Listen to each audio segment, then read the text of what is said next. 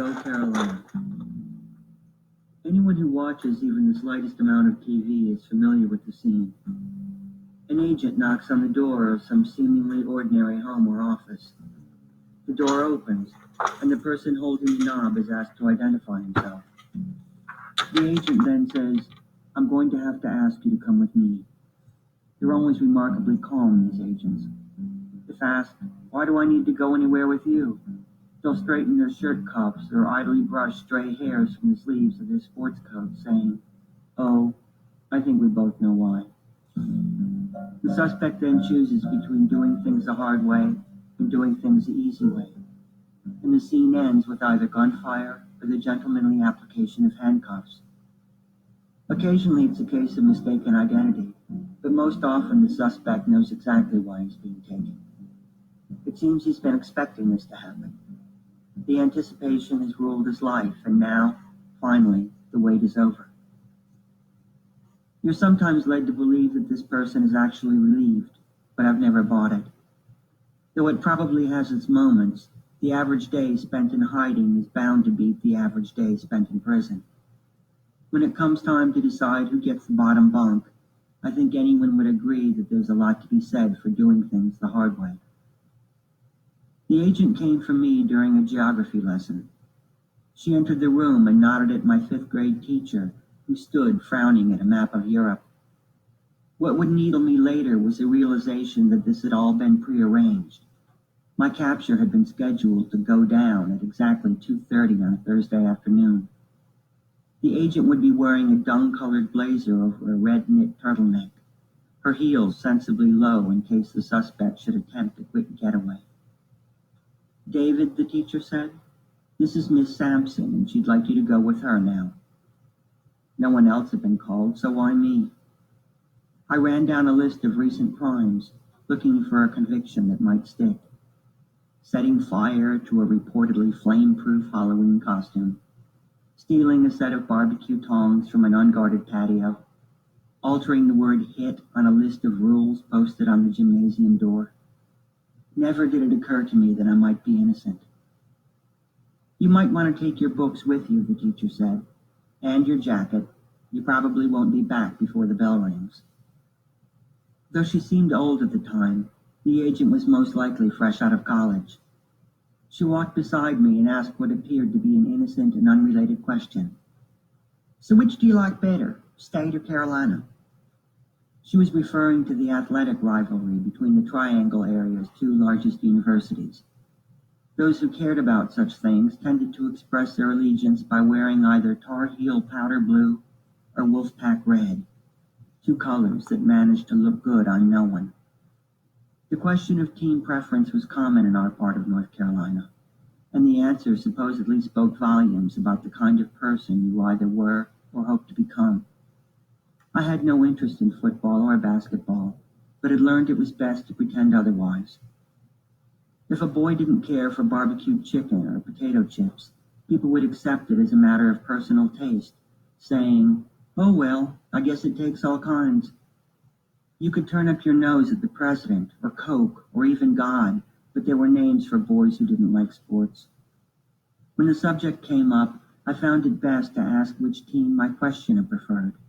Then I'd say, "Really? Me too." Asked by the agent which team I supported, I took my cue from her red turtleneck and told her that I was for State. Definitely State. State all the way. It was an answer I would regret for years to come. "State, did you say?" the agent asked. "Yeah, State. They're the greatest." "I see." She led me through an unmarked door near the principal's office, into a small, windowless room furnished with two facing desks. It was the kind of room where you grill someone until they snapped, the kind frequently painted as to cover the bloodstains. She gestured toward what was to become my regular seat, then continued her line of questioning. "And what exactly are they, State and Carolina? Colleges? Universities?" She opened a file on her desk, saying, "Yes, you're right. Your answers are correct, but you're saying them incorrectly.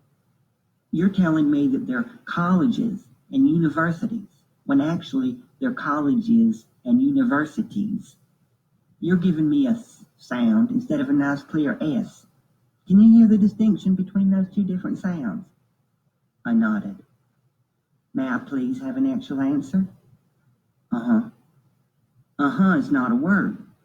Okay. Okay, what? Okay, I said. Sure, I can hear it. You can hear what? The distinction? The contrast? Yeah, that. It was the first battle of my war against the letter S, and I was determined to dig my foxhole before the sun went down. According to Agent Sampson, a state-certified speech therapist, my S was sibilant, meaning that I lisped. This was not news to me. Our goal is to work together until eventually you can speak correctly, Agent Sampson said. She made a great show of enunciating her own sparkling S's, and the effect was profoundly irritating. I'm trying to help you, but the longer you play these little games, the longer this is going to take. The woman spoke with a heavy Western North Carolina accent, which I used to discredit her authority. Here was a person for whom the word pen had 2 syllables. Her people undoubtedly drank from clay jugs and hollered for paw when the victuals was ready. So who was she to advise me on anything? Over the coming years, I would find a crack in each of the therapists sent to train what Miss Sampson now defined as my lazy tongue. That's its problem, she said. It's just plain lazy. My sisters Amy and Gretchen were at the time undergoing therapy for their lazy eyes, while my older sister Lisa had been born with a lazy leg that had refused to grow at the same rate as its twin. She'd worn a corrective brace for the first 2 years of her life, and wherever she roamed, she'd left a trail of scratch marks in the soft pine floor. I liked the idea that part of one's body might be thought of as lazy, not thoughtless or hostile, just unwilling to extend itself for the betterment of the team. My father often accused my mother of having a lazy mind, while she, in turn, accused him of having a lazy index finger, unable to dial the phone when he knew damn well he was going to be late. My therapy sessions were scheduled for every Thursday at 2:30, and with the exception of my mother, I discussed them with no one. The word therapy suggested a profound failure on my part. Mental patients had therapy. Normal people did not. I didn't see my sessions as the sort of thing that one would want to advertise, but as my teacher liked to say, I guess it takes all kinds. Whereas my goal was to keep it a secret, hers was to inform the entire class. If I got up from my seat at 2:25, she'd say, "Sit back down, David. You've still got 5 minutes before your speech therapy session." If I remained seated until 2:27, she'd say, "David, don't forget you have a speech therapy session at 2:30. On the days I was absent, I imagined she addressed the room saying, "David's not here today, but if he were, he'd have a speech therapy session at 2:30. My sessions varied from week to week. Sometimes I'd spend a half hour parroting whatever Agent Sampson had to say. We'd occasionally pass the time examining charts on tongue position, or reading childish, S-laden texts recounting the adventures of seals or settlers named Sassy or Samuel. On the worst of days, she'd haul out a tape recorder and show me just how much progress I was failing to make. "My speech therapist's name is Miss Chrissy Sampson." She'd hand me the microphone and lean back with her arms crossed. "Go ahead, say it. I want you to hear what you sound like." She was in love with the sound of her own name and seemed to view my speech impediment as a personal assault. If I wanted to spend my life as David Sedaris, then so be it. She, however, was going to be called Miss Chrissy Sampson. Had her name included no S's, she probably would have bypassed a career in therapy and devoted herself to yanking out healthy molars or performing unwanted clitoridectomies on the schoolgirls of Africa. Such was her personality. "Oh, come on," my mother said. "I'm sure she's not that bad. Give her a break. The girl's just trying to do her job." I was a few minutes early one week and entered the office to find Agent Sampson doing her job to Garth Barkley, a slight, kittenish boy I'd met back in the 4th grade. You may wait outside in the hall until it is your turn, she told me. A week or two later, my session was interrupted by mincing Steve Bixler, who popped his head in the door and announced that his parents were taking him out of town for a long weekend, meaning that he would miss his regular Friday session. Sorry about that, he said. I started keeping watch over the speech therapy door, taking note of who came and went. Had I seen one popular student leaving the office, I could have believed my mother and viewed my lisp as the sort of thing that might happen to anyone. Unfortunately, I saw no popular students. Chuck Coggins, Sam Shelton, Louis DeLuca. Obviously, there was some connection between a sibilant S and a complete lack of interest in the state versus Carolina issue. None of the therapy students were girls. They were all boys like me who kept movie star scrapbooks and made their own curtains. You don't want to be doing that, the men in our families would say. That's a girl thing. Baking scones and cupcakes for the school janitors, watching Guiding Light with our mothers, collecting rose petals for use in fragrant potpourri. Anything worth doing turned out to be a girl thing. In order to enjoy ourselves, we learned to be duplicitous. Our stacks of Cosmopolitan were topped with an unread issue of Boy's Life or Sports Illustrated, and our decoupage projects were concealed beneath the sporting equipment we never asked for but always received. When asked what we wanted to be when we grew up, we hid the truth and listed who we wanted to sleep with when we grew up. A policeman or a fireman or one of those guys who works with high-tension wires. Symptoms were feigned, and our mothers wrote notes excusing our absences on the day of the intramural softball tournament. Brian had a stomach virus, or Ted suffered from that 24-hour bug that seemed to be going around. One of these days, I'm going to have to hang a sign on that door, Agent Sampson used to say. She was probably thinking along the lines of speech therapy lab, though a more appropriate marker would have read, Future Homosexuals of America. We knocked ourselves out trying to fit in, but were ultimately betrayed by our tongues. At the beginning of the school year, while we were congratulating ourselves on successfully passing for normal, Agent Sampson was taking names as our assembled teachers raised their hands, saying, I've got one in my home room, and there are two in my fourth period math class. Were they also able to spot the future drunks and depressives? Did they hope that by eliminating our lisps they might set us on a different path? Or were they trying to prepare us for future stage and choral careers? Miss Sampson instructed me when forming an S to position the tip of my tongue against the rear of my top teeth, right up against the gum line.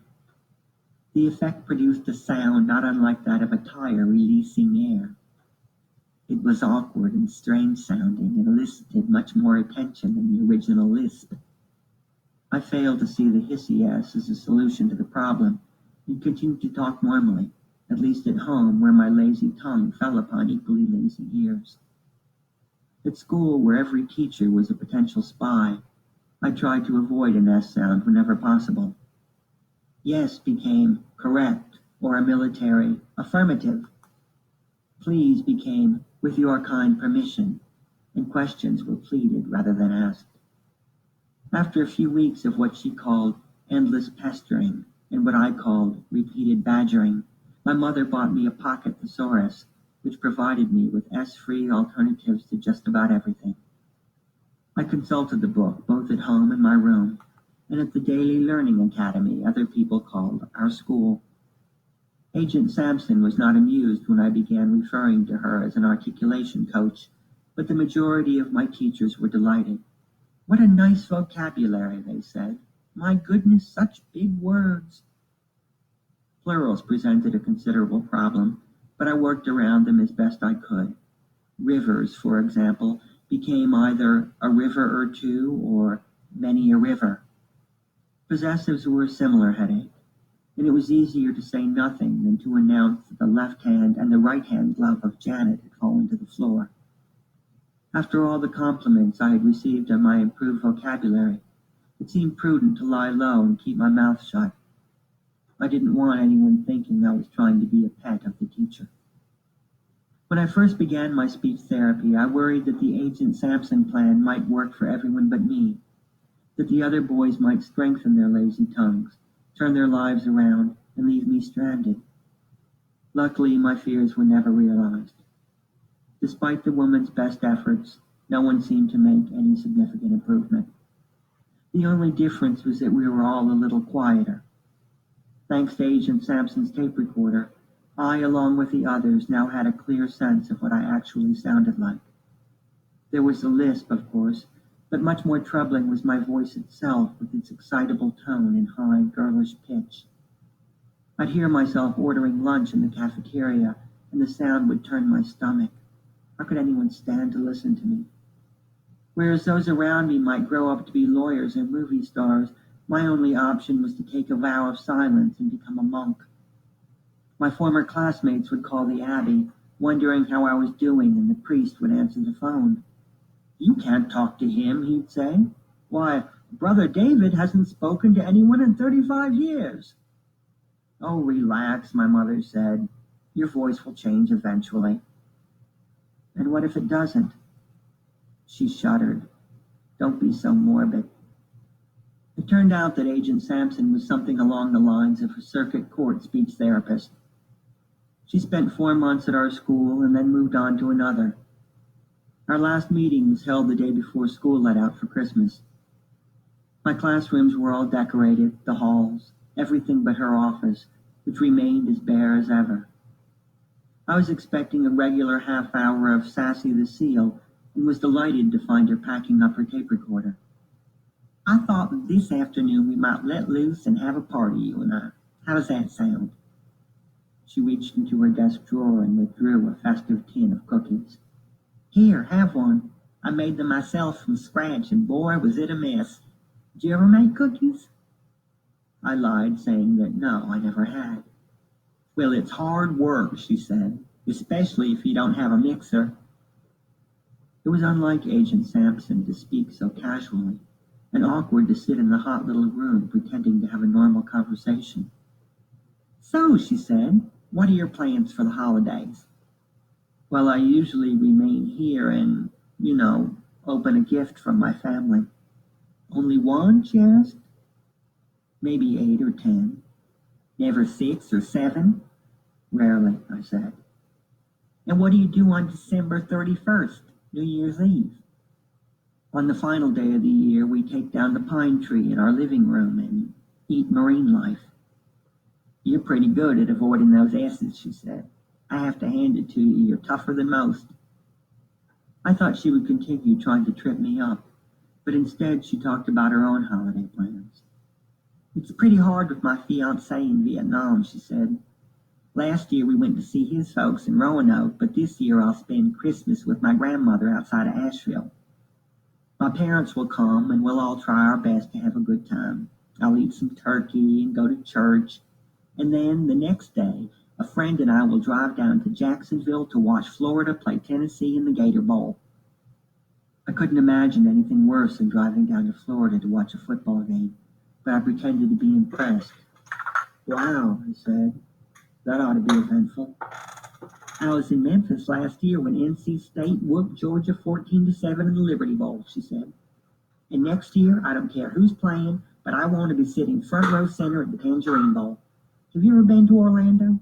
It is a super fun place.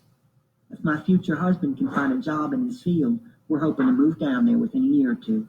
Me living in Florida. I bet that would make you happy, wouldn't it?" I didn't quite know how to respond. Who was this college bowl fanatic with no mixer and a fiancé in Vietnam? And why had she taken so long to reveal herself?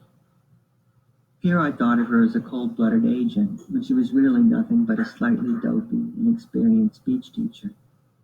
She wasn't a bad person, Miss Sampson, but her timing was off. She should have acted friendly at the beginning of the year instead of waiting until now, when all I could do was feel sorry for her. "I tried my best to work with you and the others, but sometimes a person's best just isn't good enough." She took another cookie and turned it over in her hands. "I really wanted to prove myself and make a difference in people's lives, but So hard to do your job when you're met with so much resistance. My students don't like me, and I guess that's just the way it is. What can I say?